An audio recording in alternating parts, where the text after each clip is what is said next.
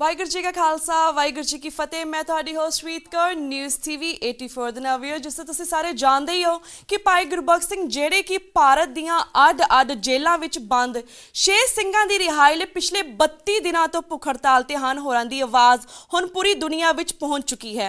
ਜਿੱਥੇ ਸਿੱਖ ਸੰਗਤਾਂ ਦੇ ਕਾਫਲੇ ਗੁਰਦੁਆਰਾ ਅੰਬ ਸਾਹਿਬ ਮੋਹਾਲੀ ਵਿਖੇ ਵਹੀਰਾ ਕੱਟ ਕੇ ਪਹੁੰਚ ਰਹੇ ਹਨ, ਉੱਥੇ ਪੰਜਾਬ ਦੇ ਬੁੱਧੀਜੀਵੀ ਅਤੇ ਕਲਾਕਾਰ ਵੀ ਭਾਈ ਗੁਰਬਖਸ਼ ਸਿੰਘ ਨੂੰ ਆਪਣਾ ਸਮਰਥਨ ਦੇ ਰਹੇ ਹਨ। ਅਖੌਤੀ ਸੰਤ ਸਮਾਜ ਨੇ ਜਿੱਥੇ ਨਾਜ਼ੁਕ ਮੌਕੇ ਨਾਨਕਸ਼ਾਹੀ ਕੈਲੰਡਰ ਦਾ ਭੋਗ ਪਾਣ ਅਤੇ ਸਿੱਖ ਰਹਿਤ ਮਰਿਆਦਾ ਵਿੱਚ ਤਬਦੀਲੀ ਕਰਨ ਦਾ ਰਾਗ ਛੇੜਿਆ ਹੈ, ਉੱਥੇ ਬਾਦਲ ਦਲ ਵਿਚਲੇ ਕੁਝ ਪੰਥ ਪ੍ਰਸਤ ਆਗੂ ਭਾਈ ਗੁਰਬਖਸ਼ ਸਿੰਘ ਤੇ ਨਾਨਕਸ਼ਾਹੀ ਕੈਲੰਡਰ ਅਤੇ ਸਿੱਖ ਰਹਿਤ ਮਰਿਆਦਾ ਦੇ ਹੱਕ ਵਿੱਚ ਨਿੱਤਰ ਰਹੇ ਹਨ। ਵਿਊਅਰਸ, ਵਿਦੇਸ਼ਾਂ ਵਿੱਚ ਭਾਈ ਗੁਰਬਖਸ਼ ਸਿੰਘ ਦੇ ਹੱਕ ਵਿੱਚ ਅਤੇ ਧਾਰਮਿਕ ਜਥੇਦਾਰਾਂ ਦੇ ਵਿਰੋਧ ਵਿੱਚ ਇੱਕ ਜ਼ੋਰਦਾਰ ਲਹਿਰ ਖੜੀ ਹੋ ਗਈ ਹੈ। ਅੱਜ ਅਸੀਂ ਉਪਰੋਕਤ ਅੱਡ-ਅੱਡ ਵਿਸ਼ਿਆਂ ਤੇ ਦੋ ਪ੍ਰਮੁੱਖ ਸ਼ਖਸੀਅਤਾਂ ਨਾਲ ਗੱਲਬਾਤ ਕਰਾਂਗੇ। ਸਭ ਤੋਂ ਪਹਿਲਾਂ ਅਸੀਂ ਗੱਲਬਾਤ ਕਰਦੇ ਹਾਂ ਸ਼੍ਰੋਮਣੀ ਗੁਰਦੁਆਰਾ ਪ੍ਰਬੰਧਕ ਕਮੇਟੀ ਦੇ ਮੈਂਬਰ ਸਰਦਾਰ ਕਰਨੈਲ ਸਿੰਘ ਪੰਜੋਲੀ ਜੀ ਨਾਲ, ਜਿਹੜੇ ਸਾਨੂੰ ਫਤਿਹਗੜ੍ਹ ਸਾਹਿਬ ਤੋਂ ਫੋਨ ਲਾਈਨ ਤੇ ਜੁੜ ਚੁੱਕੇ ਨੇ। ਜੀ ਪੰਜੋਲੀ ਸਾਹਿਬ, ਵਾਹਿਗੁਰੂ ਜੀ ਕਾ ਖਾਲਸਾ ਵਾਹਿਗੁਰੂ ਜੀ ਕੀ ਫਤਿਹ। ਵਾਹਿਗੁਰੂ ਜੀ ਕੀ ਫਤਿਹ ਜੀ। ਜੀ ਭਾਈ ਸਾਹਿਬ, ਸਭ ਤੋਂ ਪਹਿਲਾਂ ਸਾਨੂੰ ਇਹ ਦੱਸੋ ਕਿ ਭਾਈ ਗੁਰਬਖਸ਼ ਸਿੰਘ ਹੋਰਾਂ ਦੇ ਵਰਤ ਅਤੇ ਉਸ ਨਾਲ ਜੁੜੇ ਹੋਏ ਬੰਦੀ ਸਿੰਘਾਂ ਦੀ ਰਿਹਾਈ ਸੰਬੰਧੀ ਤੁਸੀਂ ਕੀ ਸੋਚਦੇ ਹੋ? ਦੇਖੋ, ਪਹਿਲੀ ਗੱਲ ਤਾਂ ਇਹ ਆ ਵੀ ਜਿਸ ਦਿਨ ਭਾਈ ਗੁਰਬਖਸ਼ ਸਿੰਘ ਆਪਣਾ ਭੁੱਖ ਹੜਤਾਲ ਤੇ ਬੈਠੇ ਸੀ ਜੀ, ਉਹ ਸਭ ਤੋਂ ਪਹਿਲਾਂ ਮੇਰੇ ਕੋਲ ਆਏ। ਮੈਨੂੰ ਉਹਨਾਂ ਨੇ ਕਿਹਾ ਵੀ ਮੈਂ ਇਸ ਵਿਸ਼ੇ ਤੇ ਭੁੱਖ ਹੜਤਾਲ ਕਰਨੀ ਹੈ ਤੇ ਮੈਨੂੰ ਅੰਬ ਸਾਹਿਬ ਗੁਰਦੁਆਰਾ ਸਾਹਿਬ ਪ੍ਰਬੰਧ ਕਰਨ ਕੀਤਾ ਜਾਵੇ ਜੀ। ਉਹਨਾਂ ਲਈ ਸਾਰੇ ਪ੍ਰਬੰਧ ਮੈਂ ਉੱਥੇ ਜੋ ਉਹਨਾਂ ਨੇ ਕਿਹਾ ਮੈਂ ਕਰਵਾ ਦਿੱਤੇ। ਹਾਂਜੀ। ਤੇ ਸਮੇਂ-ਸਮੇਂ ਮੈਂ ਤਕਰੀਬਨ ਹਰ ਦੂਜੇ ਤੀਜੇ ਦਿਨ ਉਹਨਾਂ ਨੂੰ ਮਿਲ ਕੇ ਆਉਂਦਾ ਜੀ। ਦੂਸਰੀ ਗੱਲ ਆ, ਜਿਹੜਾ ਕਾਜ ਭਾਈ ਗੁਰਬਖਸ਼ ਸਿੰਘ ਨੇ ਆਰੰਭਿਆ ਇਹ ਸਮੁੱਚੀ ਕੌਮ ਦੇ ਜਜ਼ਬਾਤਾਂ ਦੀ ਤਰਜਮਾਨੀ ਹੈ ਜੀ। ਬਿਲਕੁਲ। ਔਰ ਜਿਹੜੀ ਮਾਨਸਿਕ ਪੀੜਾ ਸਮੁੱਚੇ ਕੌਮ ਦੇ ਹਿਰਦੇ ਵਿੱਚ ਹੈ, ਉਸ ਪੀੜਾ ਦਾ ਪ੍ਰਗਟਾਵਾ ਹੈ। ਹਾਂਜੀ। ਤੇ ਭਾਈ ਗੁਰਬਖਸ਼ ਸਿੰਘ ਉਹਨਾਂ ਸਾਰੇ ਸਿੰਘਾਂ ਲਈ ਲੜ ਰਿਹਾ ਹੈ ਜਿਹੜੇ ਸਿੰਘਾਂ ਨੂੰ ਪਿਛਲੇ ਲੰਮੇ ਸਮੇਂ ਤੋਂ ਨਜਾਇਜ਼ ਤਰੀਕੇ ਨਾਲ ਭਾਰਤ ਦੀਆਂ ਵੱਖ-ਵੱਖ ਸਟੇਟਾਂ ਵਿੱਚ ਵੱਖ-ਵੱਖ ਜੇਲ੍ਹਾਂ ਵਿੱਚ ਬੰਦ ਕੀਤਾ ਹੋਇਆ। ਹਾਂਜੀ।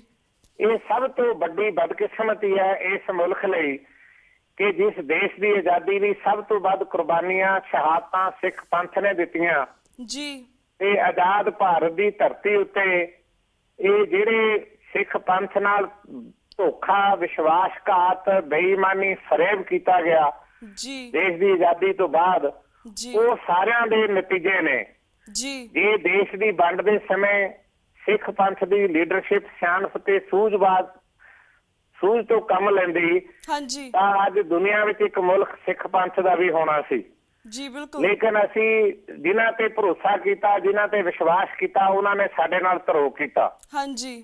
ਤੇ ਮੈਂ ਇਹ ਸਮਝਦਾ ਕਿ ਸ਼ਾਇਦ ਭਾਈ ਗੁਰਬਖਸ਼ ਸਿੰਘ ਨੂੰ ਭੁੱਖ ਹੜਤਾਲ ਤੇ ਬੈਠਣ ਦੀ ਜ਼ਰੂਰਤ ਨਾ ਪੈਂਦੀ ਜੇ ਭਾਰਤ ਦੀ ਧਰਤੀ ਉੱਤੇ ਘੱਟ ਗਿਣਤੀ ਸਿੱਖ ਕੌਮ ਨਾਲ ਧੱਕੇ, ਬੇਇਨਸਾਫੀ, ਵਿਤਕਰਾ, ਅਤਿਆਚਾਰ, ਜ਼ੁਲਮ, ਜ਼ਬਰ ਇਹ ਨਾ ਹੁੰਦਾ ਜੀ।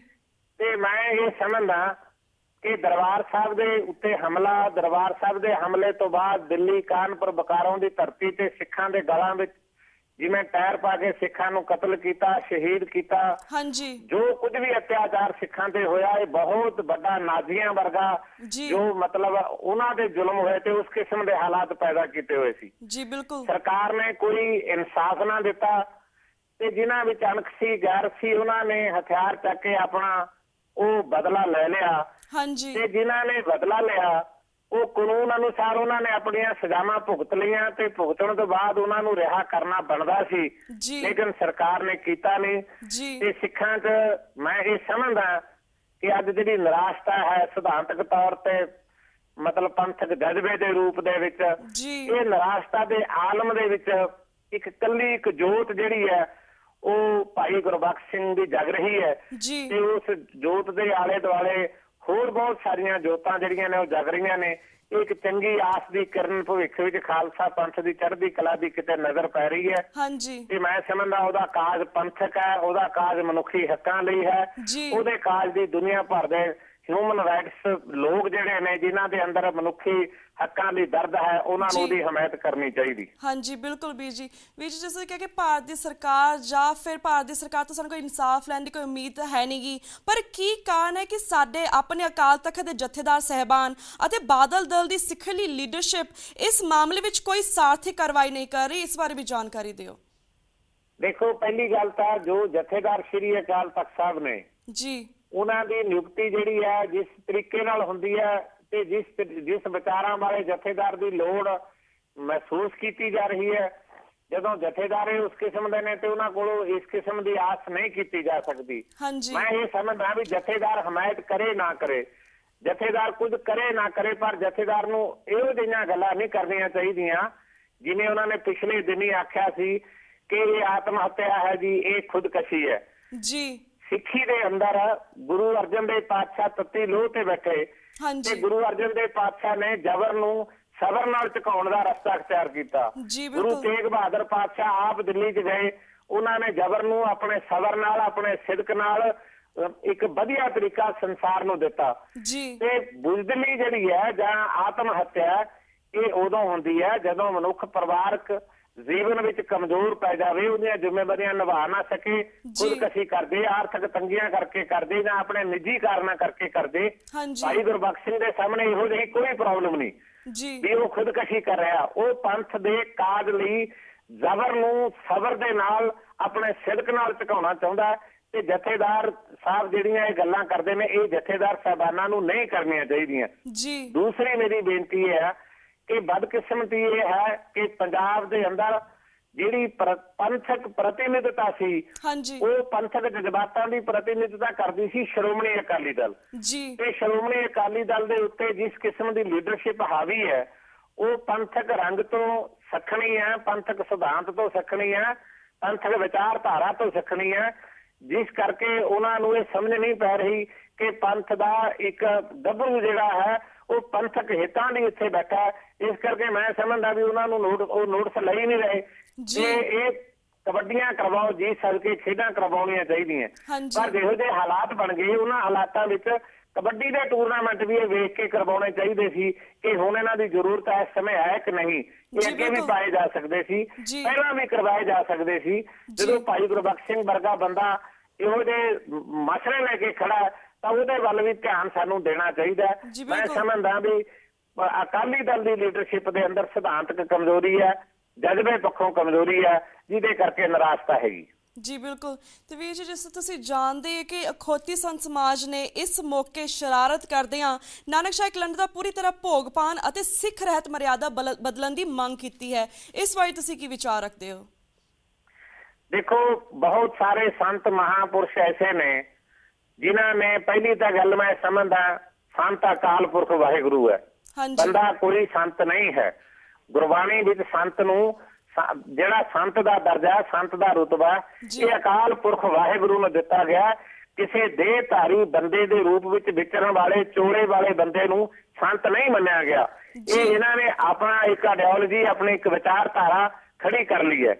ਪਿਛਲੇ ਸਮੇਂ ਵਿੱਚ ਵੀ ਜਦੋਂ ਨਾਨਕਸ਼ਾਹੀ ਕੈਲੰਡਰ ਦਾ ਇਸ਼ੂ ਆਇਆ ਸੀ ਉਸ ਸਮੇਂ ਵੀ ਇਹੀ ਸੰਤ ਲੋਕ ਜਿਹੜੇ ਅੱਜ ਭਾਈ ਗੁਰਬਖਸ਼ ਸਿੰਘ ਦੇ ਆਲੇ ਦੁਆਲੇ ਬੈਠੇ ਨੇ, ਮੈਂ ਉਹਨਾਂ ਨੂੰ ਚੰਗੀ ਤਰ੍ਹਾਂ ਜਾਣਦਾ, ਉਹ ਲਗਾਤਾਰ RSS ਦੇ ਸੰਪਰਕ ਵਿੱਚ ਸਨ ਤੇ RSS ਦੇ ਕਹਿਣ ਦੇ ਉੱਤੇ ਨਾਨਕਸ਼ਾਹੀ ਕੈਲੰਡਰ ਜਿਹੜਾ ਸੀ ਉਹਦਾ ਉਦੋਂ ਭੋਗ ਪਾਇਆ ਗਿਆ ਤੇ ਜਿਹੜਾ ਮਾੜਾ ਮੋਟਾ ਬਚਦਾ ਉਸ ਮਾੜੇ ਮੋਟੇ ਬਚ ਰਹੇ ਨਾਨਕਸ਼ਾਹੀ ਕੈਲੰਡਰ ਦਾ ਵੀ ਭੋਗ ਪਾਉਣ ਲਈ ਇਹਨਾਂ ਨੇ ਬਿਉਂਤਾਂ ਗੁੰਦੀਆਂ ਹੋਈਆਂ। ਔਰ ਦੂਜਾ ਇਹਨਾਂ ਦਾ ਯਤਨ ਇਹ ਹੈ, ਇੱਕ ਪਾਸੇ ਇਹ ਪੰਥ ਨੂੰ ਇਹ ਦਿਖਾਉਣਾ ਚਾਹੁੰਦੇ ਨੇ ਕਿ ਅਸੀਂ ਭਾਈ ਗੁਰਬਖਸ਼ ਸਿੰਘ ਦੇ ਨਾਲ ਆ, ਦੂਜੇ ਪਾਸੇ ਜੇ ਭਾਈ ਗੁਰਬਖਸ਼ ਸਿੰਘ ਨਾਲ ਨੇ ਫਿਰ ਅਕਾਲ ਤਖਤ ਦੇ ਜਥੇਦਾਰ ਨੂੰ ਮੈਮੋਰੰਡਮ ਇਹ ਦਿੰਦੇ ਇਹਦੀ ਪੂਰੀ ਕੌਮ ਨੂੰ ਕਾਲ ਕਰੋ, ਭਾਈ ਗੁਰਬਖਸ਼ ਸਿੰਘ ਦਾ ਜਿਹੜਾ ਕਾਰਜ ਹੈ ਉਹ ਪੰਥ ਦਾ ਕਾਰਜ ਹੈ। ਲੇਕਿਨ ਇਹੋ ਜਿਹੇ ਸਮੇਂ ਦੇ ਵਿੱਚ ਜਾ ਕੇ ਨਾਨਕਸ਼ਾਹੀ ਕੈਲੰਡਰ ਦਾ ਭੋਗ ਪਾਉਣ ਵਾਲੀ ਗੱਲ ਕਰਨੀ ਤੇ ਜਾਂ ਮਤਲਬ ਸਿੱਖ ਰਹਿਤ ਮਰਿਆਦਾ ਜਿਹੜੀ ਅਕਾਲ ਤਖਤ ਨੇ ਨਹੀਂ ਬਣਾਈ, ਇਹ ਰਹਿਤ ਮਰਿਆਦਾ ਪੰਥ ਨੇ ਬਣਾਈ ਹੈ।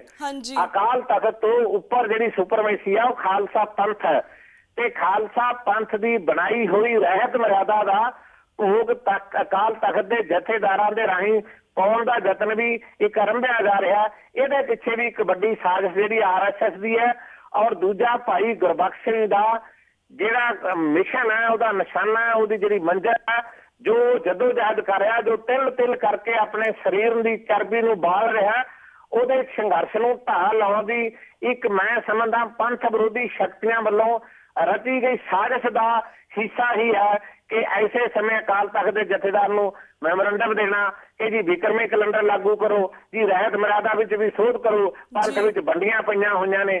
ਮੈਂ ਸਮਝਦਾ ਪੰਥ ਇੱਕ ਹੈ। ਸਾਧਾ ਨੇ ਆਪਣਾ 2.5 ਟੋਟਰੂ ਸਾਧਾ ਨੇ ਵੱਖਰਾ ਗਰੁੱਪ ਬਣਾਇਆ ਹੋਇਆ ਤੇ ਉਹ ਵੱਖਰੇ ਗਰੁੱਪ ਵਾਲੇ ਲੋਕ ਪੂਰੇ ਪੰਥ ਵਿੱਚ ਵੰਡੀਆਂ ਪਾਉਣ ਦਾ ਯਤਨ ਕਰ ਰਹੇ ਨੇ। ਇਹ ਸਾਜ਼ਿਸ਼ਾਂ ਨਾਕਾਮ ਹੋ ਗਈਆਂ ਕਿਉਂਕਿ ਸਿੱਖਾਂ ਦੇ ਅੰਦਰ ਜਜ਼ਬੇ ਜਿਹੜੇ ਨੇ, ਪੰਥਕ ਜਜ਼ਬੇ, ਪੰਥਕ ਗੁੱਸਾ, ਰੋਹ ਜਿਹੜਾ ਉਹ ਰੋਜ਼ ਨਗਰ ਕੀਰਤਨਾਂ ਰਾਹੀਂ ਪ੍ਰਗਟ ਹੋ ਰਿਹਾ ਤੇ ਮੈਂ ਸਮਝਦਾ ਵੀ ਇਹਨਾਂ ਦੀ ਇਹ ਸਾਜ਼ਿਸ਼ ਵੀ ਜਿਹੜੀ ਆ ਕਿਤੇ ਸਫਲ ਨਹੀਂ ਹੋਏਗੀ ਔਰ ਲੋਕਾਂ ਨੂੰ ਯਤਨ ਕਰਨਾ ਚਾਹੀਦਾ। ਜਿਵੇਂ ਅਮਰੀਕਾ, ਕੈਨੇਡਾ ਦੇ ਵਿੱਚ ਮੈਂ ਪਿਛਲੇ ਦਿਨੀ ਪੜ੍ਹਿਆ ਕਿ ਜਿਹੜਾ ਨਾਨਕਸ਼ਾਹੀ ਕੈਲੰਡਰ ਦਾ ਮੂਲ ਆਧਾਰ ਆ, ਉਹਦੇ ਰਾਹੀਂ ਜੋ ਵਿਦੇਸ਼ਾਂ ਵਿੱਚ ਜੋ ਆਪਣੇ ਗੁਰਪੁਰਬ ਜਾਂ ਸ਼ਹੀਦੀ ਦਿਹਾੜੇ ਜਾਂ ਹੋਰ ਪ੍ਰੋਗਰਾਮ ਕੀਤੇ ਜਾ ਰਹੇ ਨੇ, ਉਹਦੇ ਜ਼ਰੀਏ ਉਹ ਪ੍ਰਸ਼ੰਸਾਯੋਗ ਕਦਮ ਨੇ ਤੇ ਇਹ ਲਹਿਰ ਜਦੋਂ ਸਾਰੀ ਦੁਨੀਆ ਵਿੱਚ ਫੈਲ ਜਾਏਗੀ ਤੇ ਇਹਦਾ ਘੇਰਾ ਵੱਧਦਾ ਜਦੋਂ ਵਿਸ਼ਾਲ ਹੋ ਜਾਏਗਾ ਫਿਰ ਜਿਹੜੇ ਪੰਜਾਬ ਦੇ ਵਿੱਚ ਉੱਤੇ RSS ਦਾ ਕਬਜ਼ਾ ਹੋ ਰਿਹਾ, ਉਸ ਕਬਜ਼ੇ ਦੀ ਸਾਜ਼ਿਸ਼ ਨੂੰ ਤੋੜਨ ਵਿੱਚ ਵੀ ਆਪਾਂ ਸਫਲ ਹੋ ਜਾਵਾਂਗੇ। ਜੀ ਬਿਲਕੁਲ ਵੀਰ ਜੀ, ਸਾਡਾ ਵੀ ਇਹੀ ਉਪਰਾਲਾ ਕਿ ਨਾਨਕਸ਼ਾਹੀ ਕੈਲੰਡਰ ਸਿਰਫ ਇੰਡੀਆ ਤੋਂ ਬਾਹਰ ਸਾਰੇ ਦੇਸ਼ਾਂ ਦੇ ਵਿੱਚ ਸਿੱਖਾਂ ਵੱਲੋਂ ਉਹਨਾਂ ਦੇ ਨਾਲ ਹੀ ਰਹਿਤ ਮਰਿਆਦਾ ਦੇ ਨਾਲ ਮਨਾਇਆ ਜਾਂਦਾ, ਦਿਨ ਦਿਹਾੜੇ ਮਨਾਏ ਜਾਂਦੇ। ਸਿਰਫ ਇੰਡੀਆ ਦੇ ਵਿੱਚ ਹੀ ਨਹੀਂ ਨਾਨਕਸ਼ਾਹੀ ਕੈਲੰਡਰ ਨੂੰ ਮੰਨਿਆ ਜਾਂਦਾ, ਪਰ ਅਸੀਂ ਚਾਹੁੰਦੇ ਕਿ ਜਲਦ ਤੋਂ ਜਲਦ ਇੰਡੀਆ ਦੇ ਜਿੰਨੇ ਵੀ ਜਥੇਦਾਰ ਨੇ, ਪੰਜਾਬ ਦੇ ਜਥੇਦਾਰ ਨੇ, ਆਪਣੇ ਅਕਾਲ ਤਖਤ ਜਥੇਦਾਰ ਨੇ, ਸਾਰੇ ਜਲਦ ਤੋਂ ਜਲਦ ਨਾਨਕਸ਼ਾਹੀ ਕੈਲੰਡਰ ਨੂੰ ਅਪਰੂਵ ਕਰਨ ਤੇ ਉਸ ਹਿਸਾਬ ਨਾਲ ਹੀ ਸਾਰੇ ਸਿੱਖ ਦਿਹਾੜੇ ਮਨਾਉਣ। ਤੇ ਵੀਰ ਜੀ, ਜਿਸ ਤਰ੍ਹਾਂ ਜਥੇਦਾਰ ਸਾਹਿਬ ਦੇ ਨਾਲ 5 ਪ੍ਰਧਾਨੀ ਦੀ ਮੀਟਿੰਗ ਹੋਈ ਸੀ, ਪ੍ਰਧਾਨ ਤੇ 4 ਮੈਂਬਰ ਹੋਰ ਗਏ ਸੀ, ਉਹਨਾਂ ਨੇ ਮੀਟਿੰਗ ਕੀਤੀ ਸੀ ਕਿ 6 ਸਿੰਘ ਨੇ ਇਹਨਾਂ ਨੂੰ ਰਿਹਾ ਕੀਤਾ ਜਾਵੇ। ਤੁਹਾਨੂੰ ਕੀ ਲੱਗਦਾ ਕਿ ਭਾਈ ਗੁਰਬਖਸ਼ ਸਿੰਘ ਜੀ ਦੀਆਂ ਮੰਗਾਂ ਮੰਨੀਆਂ ਜਾਣਗੀਆਂ? ਦੇਖੋ ਮੈਨੂੰ ਜੋ ਲੱਗਦਾ ਇਹ ਬਹੁਤ ਔਖਾ ਕੰਮ ਹੈ ਕਿਉਂਕਿ ਜਿਹੜੀ ਪੰਥਕ ਸ਼ਕਤੀ ਹੈ ਉਹ ਬਹੁਤ ਕਮਜ਼ੋਰ ਹੈ। ਮੈਂ ਇਹ ਸਮਝਦਾ ਕਿ ਬਾਦਲ ਅਕਾਲੀ ਦਲ ਤੇ ਗਿਲਾ ਨਹੀਂ ਕਰਨਾ ਚਾਹੀਦਾ ਕਿਉਂਕਿ ਬਾਦਲ ਅਕਾਲੀ ਦਲ ਨੇ 1996 ਵਿੱਚ ਆਪਣਾ ਫੈਸਲਾ ਕਰ ਲਿਆ ਕਿ ਅਸੀਂ ਪੰਜਾਬੀ ਪਾਰਟੀ ਹੈ। ਉਹ ਜੋ ਕੁਝ ਵੀ ਕਰਦੇ ਨੇ ਉਹ ਕੇਵਲ ਤੇ ਕੇਵਲ ਰਾਜ ਕਰਨ ਲਈ ਕਰਦੇ ਨੇ। ਰਾਜ ਕਰਨ ਲਈ ਉਹਨਾਂ ਨੂੰ ਜਿੱਥੋਂ ਵੋਟਾਂ ਮਿਲਦੀਆਂ ਨੇ ਉਹਨਾਂ ਨੇ ਉਹ ਤਰੀਕਾ ਅਖਤਿਆਰ ਕਰਨਾ। ਲੋੜ ਇਸ ਗੱਲ ਦੀ ਹੈ ਕਿ ਬਾਦਲ ਤੇ ਵਿਰੋਧ ਵਿੱਚ ਜਿਹੜੀਆਂ ਪੰਥਕ ਧਿਰਾਂ ਨੇ ਆਪਣੇ ਆਪ ਨੂੰ ਕਹਾਉਂਦੀਆਂ ਉਹਨਾਂ ਨੂੰ ਆਪਣੇ ਛੋਟੇ ਧੜੇ, ਆਪਣੇ ਛੋਟੇ ਗਰੁੱਪ ਖਤਮ ਕਰਨੇ ਚਾਹੀਦੇ ਨੇ। ਇੱਕ ਜਥੇਬੰਦੀ ਬਣਾਉਣੀ ਚਾਹੀਦੀ ਹੈ, ਇੱਕ ਪੰਥਕ ਆਗੂ ਬਣਾਉਣਾ ਚਾਹੀਦਾ।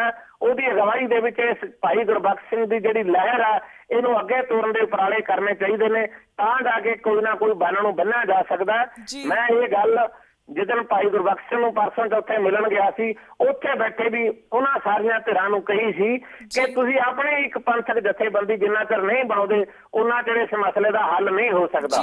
ਔਰ ਮੈਂ ਇਹ ਵੀ ਮਹਿਸੂਸ ਕਰਦਾ ਕਿ ਜੇ ਭਾਵੇਂ ਸਿਮਰਜੀਤ ਮਾਨ ਹੈ, ਭਾਵੇਂ ਦਲਜੀਤ ਸਿੰਘ ਹੋਣੀ ਨੇ, ਭਾਵੇਂ ਦਲ ਖਾਲਸਾ ਵਾਲੇ ਨੇ, ਭਾਵੇਂ ਹੋਰ ਧਿਰਾਂ ਨੇ, ਜਦੋਂ ਵੱਖਰੀਆਂ ਤੁਰਦੀਆਂ ਨੇ ਤਾਂ ਉਹਦੇ ਨਾਲ ਪੰਥ ਵਿਰੋਧੀ ਸ਼ਕਤੀਆਂ ਨੂੰ ਬਲ ਮਿਲਦਾ, ਤਾਕਤ ਮਿਲਦੀ ਹੈ। ਇਹ ਕਮਜ਼ੋਰ ਹੋ ਰਹੇ ਨੇ ਤੇ ਇਹਦੇ ਨਾਲ ਲੋਕਾਂ ਤੇ ਨਿਰਾਸ਼ਤਾ ਵੀ ਸਿੱਖਾਂ 'ਚ ਫੈਲਦੀ ਹੈ ਕਿ ਜਿਨ੍ਹਾਂ ਦੇ ਜਿਹੜੇ ਪੰਥਕ ਨੇ ਉਹ ਕਿਉਂ ਨਹੀਂ ਇਕੱਠੇ ਹੁੰਦੇ। ਇੱਕ ਨਿਰਾਸ਼ਤਾ ਵੀ ਬਹੁਤ ਵੱਡੀ ਹੈ ਤੇ ਜਿੰਨਾ ਚਿਰ ਪੰਥਕ ਸ਼ਕਤੀ ਮਜ਼ਬੂਤ ਨਹੀਂ ਹੁੰਦੀ, ਪੰਥਕ ਸ਼ਕਤੀ ਜਿਹੜੀ ਆ ਲੋਕ ਲਹਿਰ ਨਹੀਂ ਬਣਾਉਂਦੀ, ਉਹਨਾਂ ਚਿਰ ਇਸ ਗੱਲਾਂ ਨੂੰ ਮਨਵਾਉਣਾ ਬਹੁਤ ਅਸੌਖਾ ਅਸੰਭਵ ਹੈ। ਜੀ ਬਿਲਕੁਲ।